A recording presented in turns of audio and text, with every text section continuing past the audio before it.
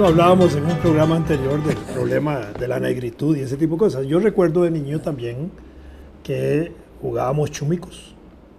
Y el chumico era una pelotita negra que tenía así el pelo así como, no el pelo, tenía la forma morruca. Era la semilla de una jabonilla. Sí. Un poco se asociaba el chumico de esa bolilla a los negros, pero... Por eso se llamaban chumicos, Jamaica.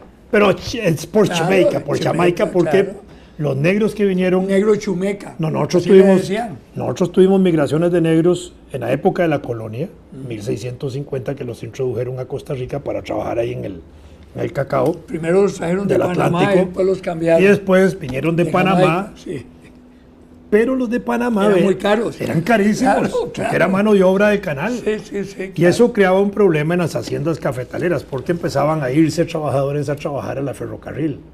Y aparecieron incluso anuncios en los periódicos que decían se fugó o se fugaron.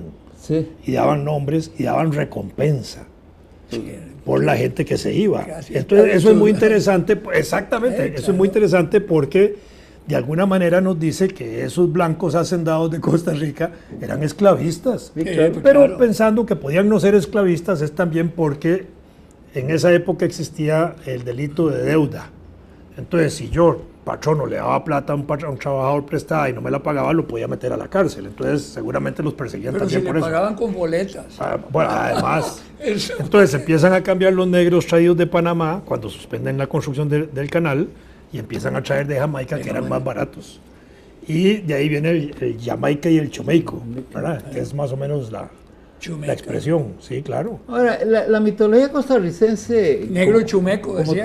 Era por lo mismo. Claro, claro. Como toda mitología debe estar siempre sujeta a observación, a estudio, a rectificación. Vamos a ver, yo voy a contar esto. En 1951 yo estaba en la ciudad de La Habana. Y con frecuencia iba a la embajada de Costa Rica que quedaba en la calle O'Reilly. ¿En la calle? O'Reilly. Del escocés. O'Reilly, sí. O'Reilly.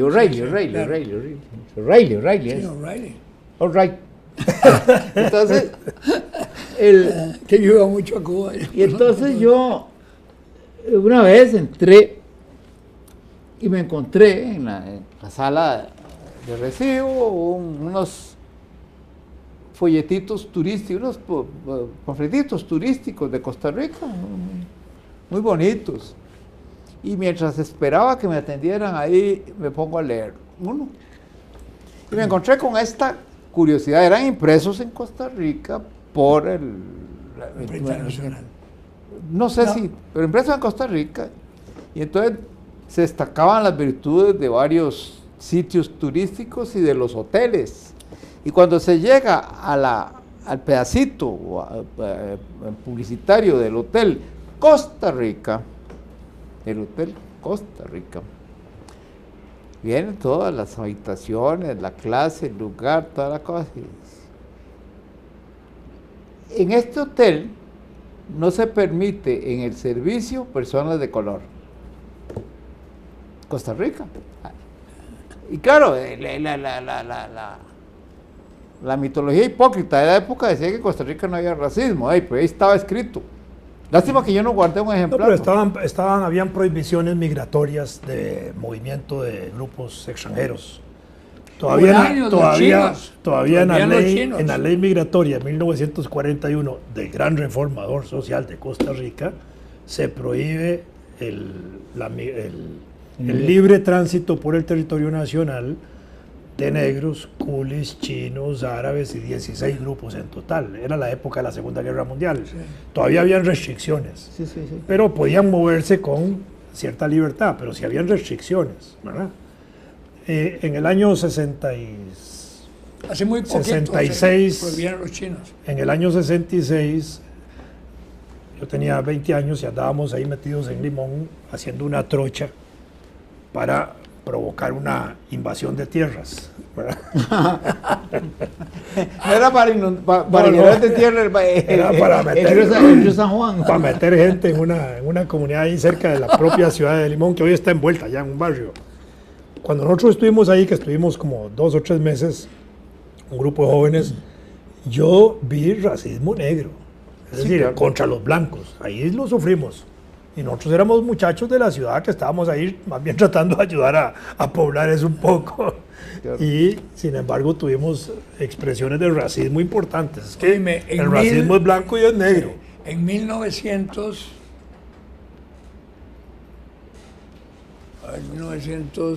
¿cuándo fue que ganó Blatt en 1900? 49, 48. 49, 50. Asumen el 49. Bueno, 50, por ahí. Yo estaba estudiando Derecho y trabajaba. Ganó Blatt, la pregunta. Sí, porque no. Bueno, No, porque por eso hubo una guerra. Ah, sí, no, pero sí ganó. Uf. No, sí estamos de acuerdo. Sí, oíme, pero ya ahora no me acuerdo qué iba a decir. Que estabas en el año 48, 49. Sí, sí. Yo trabajaba en migración. Ministerio de Seguridad Pública se llamaba, había una sección que era de migración. Trabajaba, salía de la universidad y me iba disparado para allá y tenía un horario muy especial que me hicieron. Yo era parte del poder. Mi cuñado era ministro de Seguridad Pública, Charlos Segares, y entonces él me consiguió la chamba hablando con toda franqueza. Bueno, pero yo trabajaba, no era cuestión No de que me existía el estaban delito de tráfico de regalando influencias. nada. Sí, claro. No pasa nada. No hay nada. Sí. Y recuerdo que en esa época había prohibición de ingreso de chinos. Recuerdo ¿Prohibición? que en una chinos. prohibición de ingreso de chinos. En una oportunidad llegó un abogado, cuyo nombre me reservo porque es muy conocido, con unos papeles y una cartita para mi cuñado. Abierta, ¿no? Yo la abrí y era un cheque de $10,000. Los papeles eran de un chino muy conocido. Y yo se los llevé a mi cuñado, le dije, mire, aquí le están ofreciendo $10,000 para que le deje entrar a este. Claro, lo denunció y se hizo un escándalo del carajo, se denuncia. El coronel Segares denuncia que lo quisieron sobornar y todo. Pero si yo, claro, no puedo decir el nombre, porque inclusive yo era muy amigo de él, el abogado. Pero así era. De manera que ya en esa época había prohibición de ciertas... no, todavía en Hay esa época, no ya en esa todavía. época, todavía en esa época. Claro. porque- Hay prohibición de chinos. Claro, es Tienen que creo- hacer consulta de visa y sin embargo entran. Porque se muere un chino y le manda los papeles al otro y como son iguales, No, pero hay además- problema. Claro, Sí, Eso es racismo chino. No, Sí, pero claro. eso me lo han asegurado a mí amigos chinos que tuve yo en la zona sur. no, que hagan eso que sí, pero que cuando sea se igual. morían, le mandaban todos los papeles a los otros y se venían con los papeles de ellos. Son igualitos. Todos Entonces, así. ¿cuál es el país de Asia grande, grandísimo, donde la gente no tiene apellido? Es en Myanmar o en, bueno, uno de esos países, la gente no tiene apellido. Entonces, los problemas migratorios que tienen ellos y que le quedan a los países donde van son complicadísimos, porque aparecen, Qué raro. Que no de tienen pronto, apellido. no tienen apellido. Los nombres En se dan. Myanmar. Yo creo que es en Myanmar, es que ahora me pierdo. Pero es muy interesante porque a uno se le escapa eso. ¿Cómo es posible que haya una sociedad muy grande? Porque si fuera un pueblito ahí en el centro de Europa, perdido entre dos montañas, uno dice, bueno, pero no. Es una multitud. Y viajan con documentos donde dos hermanos presentan al mismo tiempo el pasaporte y no tienen nada en común. Entonces, claro, en esos casos te hace facilísimo hacer ese tipo de cosas, Claro. pero no es que sean iguales. Igual. Pero Entonces, Para ellos son diferentísimos, pero para nosotros, es decir, esa diferencia pasan perfectamente. La gente que entra por tierra a Costa Rica, proveniente del sur, más bien de Panamá, son varios miles de personas de distintas nacionalidades, desde África, el Asia, etcétera, que tienen restricción de entrada a Costa Rica, que tienen que consultar la visa, pero que cuando entran los dejan pasar, porque bueno, primero van de tránsito Sí, sí. claro. para el norte, y segundo, porque si los detiene migración, no habría plata para devolverlos, para deportarlos. Entonces más bien se crea un problema económico. Eso es lo que me han dicho a mí, no sé si será cierto, o es que hay plata para dejarlos pasar y no para deportarlos, pero en todo caso Sí, Es un no, problema eso es real. muy complejo. ¿Ah? Eso es muy complicado. A mí En las fronteras hay cosas. una hija mía trabajaba en migración en una época y un día me contó que iba para Francia, probablemente porque hablaba francés, y bueno, porque estaba en funciones. Ella iba comisionada para entregar en Francia a un grupo grande de ciudadanos de esta isla de Ceilán, pero de uno de los grupos minoritarios de Ceilán, Ceilón, dicen. de Sri Lanka. Entonces, Sri desde Lanka. Sri Lanka, Sí, ¿verdad? sí. Tamiles o uno. El asunto es que ella dices, se monta en el avión con todos ellos y despegue el avión para París. Y todo había sido, aquí a esos señores los habían tenido en un lugar donde había camaradería entre ellos y los guardas y la gente que les traía la comida. E incluso ella iba muy tranquila, bromeando, iba con otra señora, bromeando con ellos, todo porque ellos eran simplemente la mala suerte de unos y de otros. Y cuenta que cuando llegaron a París, los policías franceses eran tan bestiales que ella tenía ganas de patearlos. Pero cuenta cosas, ella lo escribió, y es terrible.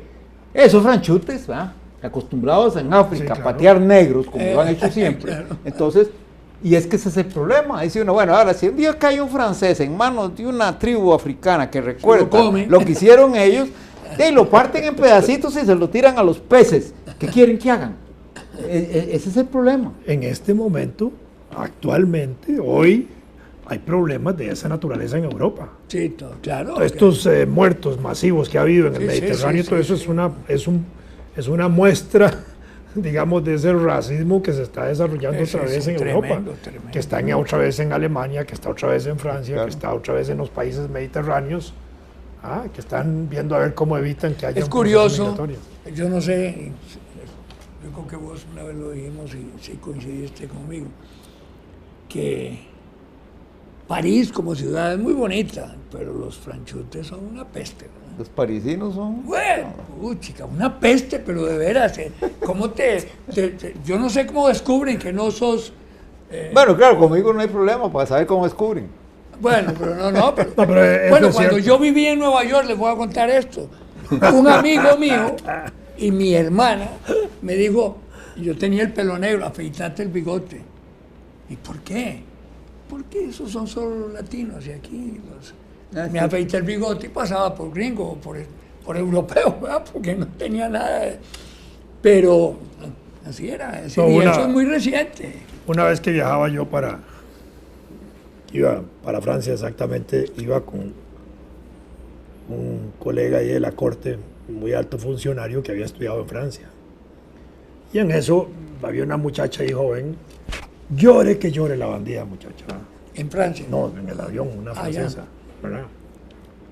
Y le digo yo, ayúdale, vos que hablas francés. Y dice, estás loco, ¿vieras cómo lo tratan a uno de esos carajos ahí? Sí, así es. Así, y no le ayudó en su problema. No, yo cuando... O sea que él había sufrido racismo francés, Claro, para decirlo sí, gráficamente. a mí me tocó mucho con la naviera del Caribe estar viajando mucho y cuando una o dos veces que viajé con mi mujer,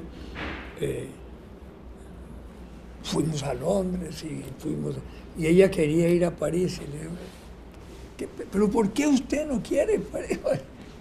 Bueno, vamos, 3 días le dije para que vea usted lo que... Sí, son... A los 3 días me dijo, no, vámonos de aquí, vámonos para en Italia, es una maravilla. No, es que, por ejemplo, yo viviendo en Bélgica y en Holanda... En Holanda. No. Bueno, te digo una cosa, los alemanes son medio jodidos también. Claro, ve lo que hicieron. ¿Ah? Ve lo que hicieron. No, digo, es decir, Ahí está la prueba. yo recorrí por tierra y Y esos mamotretos enormes, ¿verdad? Que te ven, total, las otras fronteras pasadas, muerto de risa,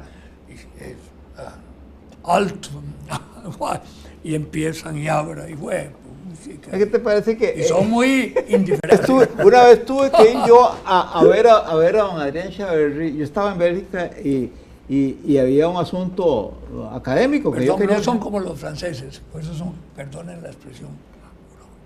Sí, bueno, los alemanes son simplemente... Llegué yo muy temprano a Bonn. Muy temprano. ¿Por qué? Porque en mis planes estaba llegar tempranísimo para hablar con don Adrián y dar un paseo. Entonces iba yo con mi esposa y mis hijas. Y claro, llegamos tan temprano porque después de todas las carreteras en Europa a veces le dan unas sorpresas, ¿verdad? Sí, entonces, sí. Que nos vamos a dar una vuelta, aparcamos en algún lugar y vamos a ver.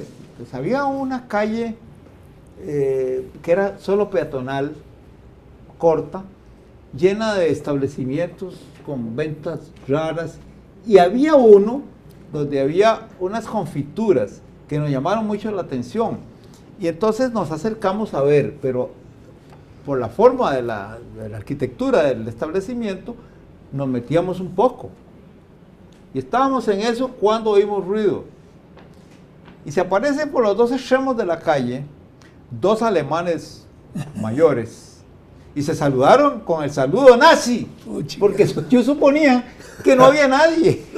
Mira, era para que le parara el pelo a cualquiera. No, esas cosas. No, o sea, yo anduve en Bonn precisamente por recomendación de don Alberto Cañas buscando la casa de Beethoven. Tenía mucho interés en conocerla, donde había vivido, me decía Alberto que estaba el piano y bueno, y preguntaba por Beethoven House y Beethoven House y dale, Beethoven House. Y uno de esos, había unos, yo no sé si todavía, unos policías que andaban grandotes con guantes blancos que eran para el turismo, que lo atendían muy bien. Y entonces se acerca y me dice, hablando inglés, un inglés un poquito cultural, ¿no? Are you looking for a house of somebody? Yes, Beethoven. Ah, Beethoven House. Claro, yo Beethoven House no sabía nada. Oh, Beethoven House. Entonces ya me llevó. Y de veras es interesante. La casa del patio de la remolacha, es lo que quiere decir. Beethoven House. Beethoven House, sí. Eso del racismo, digamos, específico, también hay que examinarlo. Yo hablaba del caso de Bélgica porque los belgas parece como que todo les resbala. La prueba es que ellos hasta han estado sin gobierno 541 días, ¿verdad? Y eso lo comentaste. No vamos a hacer récord nosotros. No, pero qué fregada. No, pero ¿cómo se maneja Bélgica? A mí me extrañó porque yo estuve en Bélgica y todo, y hay orden y hay autoridades. Pero es que ¿cómo se maneja? No. Bélgica es un motivo de estudio, de conversación amplísimo porque es un país muy viviste allá. Sí. Pero, empezando, ¿cuántas comunidades lingüísticas hay en Bélgica? 4.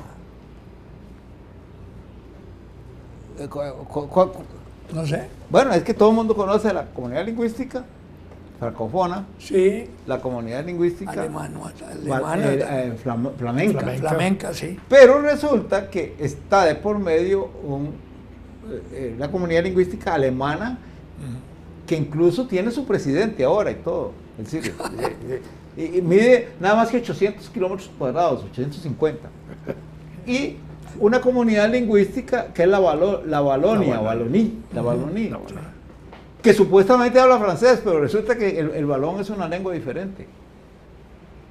Era diferente. Entonces, existen la región germana, alemana, la región flamenca, la región valona y una región que se llama Bruselas.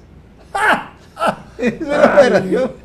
Entonces, a los belgas les importa un pito si Bélgica va a desaparecer o no va a desaparecer. Imagínate que la Revolución Belga la independencia, la independencia de Bélgica sobreviene como una rebelión de los belgas, de Bruselas, contra Holanda, porque ellos formaban parte del Reino Unido, del Reino Unido de los Países Bajos, y que Costa Rica nombró un embajador hace poco. Sí. Y resulta que se rebelan, y esa es la lucha por la independencia. El principal motivo es que los bruselenses y los belgas en general eran católicos, y aquella monarquía y la oligarquía holandesa eran protestantes. Y ahora salen estos condenados y empiezan a buscar un rey, porque no podían ser una república, eso estaba prohibido en esa época. Entonces, nombran un rey protestante. ¿Cómo entendés vos eso? Que es lo mismo que pasó con Grecia. A ese rey Leopoldo, que iba a heredarle el reino a un desgraciado que fue Leopoldo del Congo, a ese Leopoldo de Saxe-Coburgo, no sé qué cochinadas de esas, le habían ofrecido el trono de Grecia, cuando Grecia se independizó de Turquía, un país ortodoxo, cristiano ortodoxo, se independiza de un imperio musulmán, factor importantísimo, y le ofrecen el trono a un protestante. Albania, en 1900, no sé cuánto, que al fin se independiza, iba a nombrar un monarca, nombra un alemán protestante, y ellos eran ortodoxos también. Pero en Albania sí es muy posible todas esas cosas, ¿verdad? Bueno, no, pero en Bélgica fue. Y lo tienen ahí, esa monarquía belga es... Eso que hablabas de La pregunta clave en esto, después de esa narración tuya, es si Luis Guillermo se inspiró en los belgas para nombrar un ministro de la presidencia ahí va ella, no católico. Exacto, yo creo que eso fue su truco. Creyó Como que, él es un relacionista que Costa Rica internacional, iba a ser más estable que Bélgica. Y podía gobernarse sin gobierno. Exacto. Claro. Exacto. Eso fue. Bueno, y ahora sí, aterricemos. cortá.